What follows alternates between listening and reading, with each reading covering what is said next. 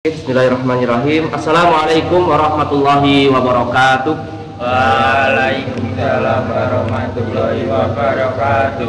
Alhamdulillahilladzi arsala rasulahu bil huda wa dinil haq lidhhirahu 'ala dini kullih wa kafa billahi syahida. Asyhadu an la ilaha illallah wahdahu la syarikalah wa asyhadu anna Muhammadan abduhu wa rasuluhu la nabiyya ba'dah. Ikhwatillah, teman-teman semua yang dirahmati Allah Subhanahu wa taala. Pertama, dalam poin utama kita selalu panjatkan rasa syukur kita kepada Allah Subhanahu wa taala yang telah mengkaruniakan kepada kita banyak-banyak kenikmatan sehingga kita dapat bermuajahah berkumpul dalam keadaan yang luar biasa ini di bulan yang luar biasa ini. Semoga saja bulan Ramadan ini menjadi bulan yang paling terbaik untuk kita semua. Amin ya rabbal alamin. Salawat semoga tercurah terlimpah pada uswah kita Nabi Muhammad sallallahu alaihi wasallam yang merupakan Nabi akhir zaman, uswatun hasanah bagi seluruh umat manusia.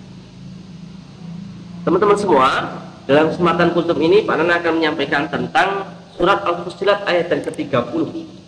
Nanti bisa cek di Al-Quran surat Fussilat, yaitu surat ke-41 ayatnya adalah ke-30. Allah Subhanahu wa taala berfirman, A'udzu billahi minasy syaithanir rajim. Bismillahirrahmanirrahim. Innal ladzina qalu rabbuna Allah thumma istaqamu tatanazzalu 'alaihimul malaikatu alla takhafu wa la tahzanu وَأَبْصِرُوا بِالْجَنَّةِ الَّتِي كُنْتُمْ تُوعَدُونَ. Sungguhnya orang-orang yang mereka berkata, Rabbunallah, Rabbunallah, Tuhan kami adalah Allah, sembahan kami adalah Allah, panutan kami adalah Allah, acuan hidup kami adalah Allah. Orang-orang yang mengatakan seperti itu, Fumastaqamu, kemudian mereka istiqomah, teguh pendirian dengan jalan yang dipilihnya, yang menjadikan Allah itu hanya satu-satunya tujuan hidupnya. Maka Allah menjanjikan kepada orang-orang yang istiqomah di jalan Allah itu, tatanazzalu alaihimul malaikah. Allah akan menurunkan alaihim, atas mereka, al malaikah. Malaikah itu atau malaikat itu jamak dari kata malakun. Kita sering mendengar kata-kata malaikat ya, itu sebetulnya kata jamak, artinya bentuk banyaknya malak.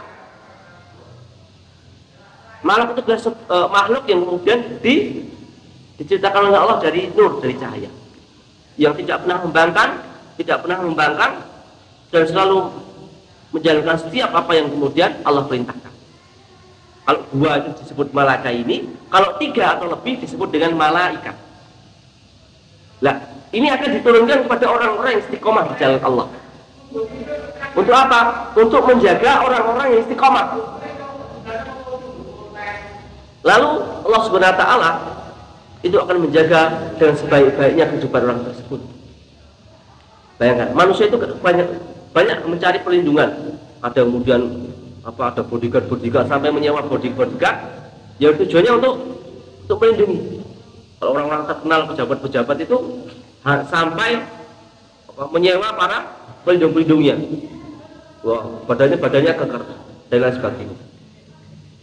Tapi kalau orang-orang istiqomah itu yang kemudian menjadi pelindungnya, yang kemudian menjadi penjaganya, itu malaikat. Baik, siapa yang bisa melawan malaikat? Maka luar biasa penjagaan Allah, karena yang diturunkan adalah sekali malaikat yang kemudian maha perkasa, dari Allah yang maha perkasa.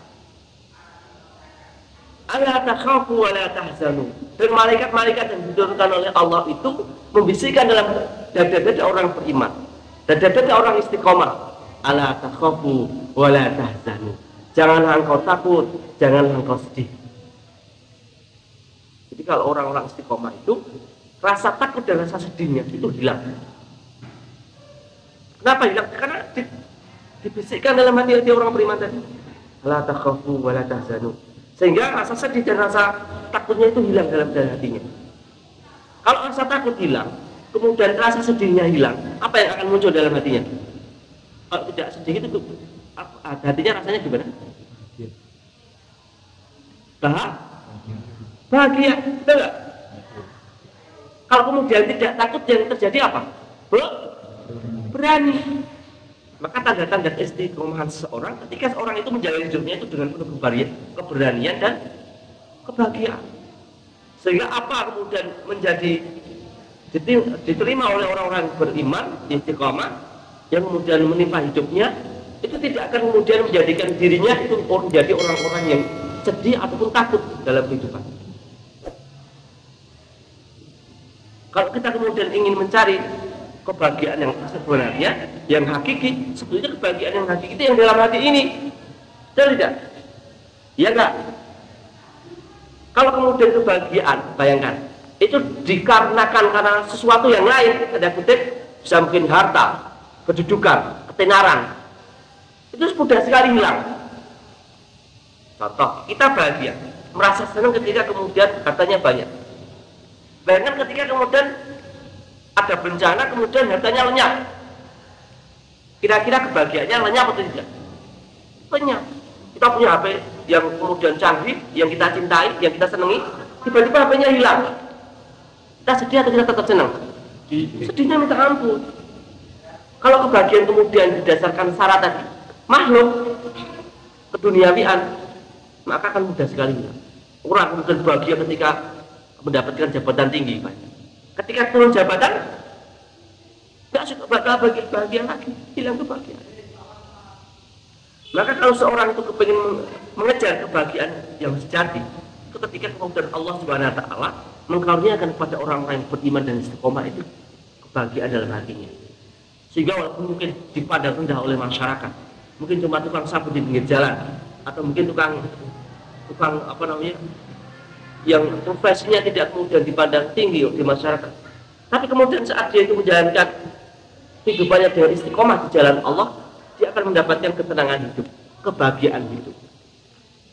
Nah, itu kemudian seharusnya menjadi cara pandang orang-orang yang beriman dalam apa? Dalam kehidupannya, dalam menjalani kehidupannya. Tidak sekedar itu, ternyata orang-orang yang beriman ini di akhir ujung hayatnya, dalam tafsirnya, wa absyiru bil jannah, malaikat yang kemudian bersamanya di sampingnya yang dikirimkan oleh Allah tersebut akan wa absyiru bil jannah, akan kemudian memberikan kabar gembira dengan jannah, dengan surga. Kalau kita mungkin lihat di media sosial, di WA atau di Facebook atau di IG, ada foto-foto para pejuang-pejuang, garis-garis medan perang paling depan. Mungkin kakinya tertembak, mungkin tubuhnya tertembak, hingga kemudian sakaratul maut menjemputnya. Mukanya bisa berseri-seri, mukanya bisa berseri-seri tersenyum. Sementara ada orang yang apa namanya, dalam sakaratul mautnya berada di rumah sakit yang megah, kasurnya empuk, tetapi apa? Ketika sakaratul maut bisa ekspresinya tegangnya luar biasa, kesakitannya luar biasa. Kok bisa sampai seperti ini?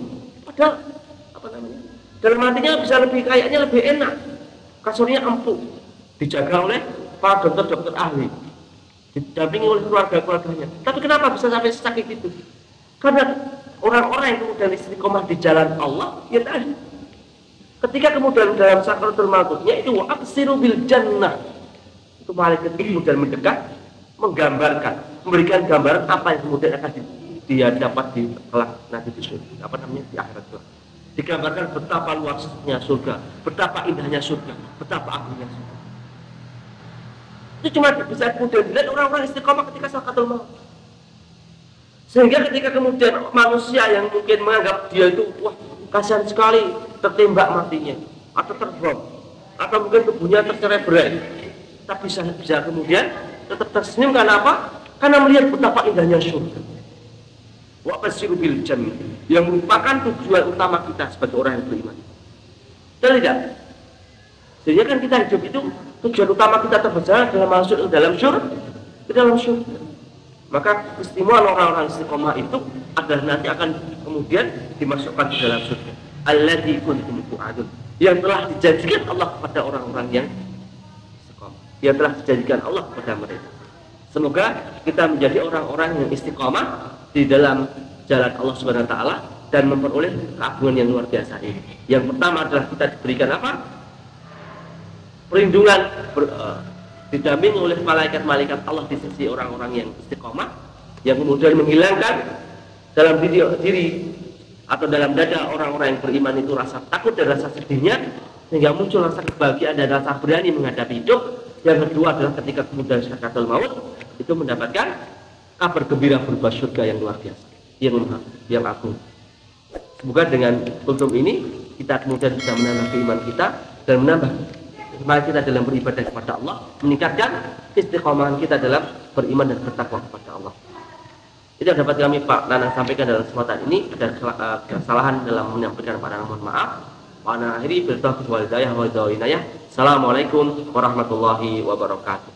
Waalaikumsalam warahmatullahi wabarakatuh.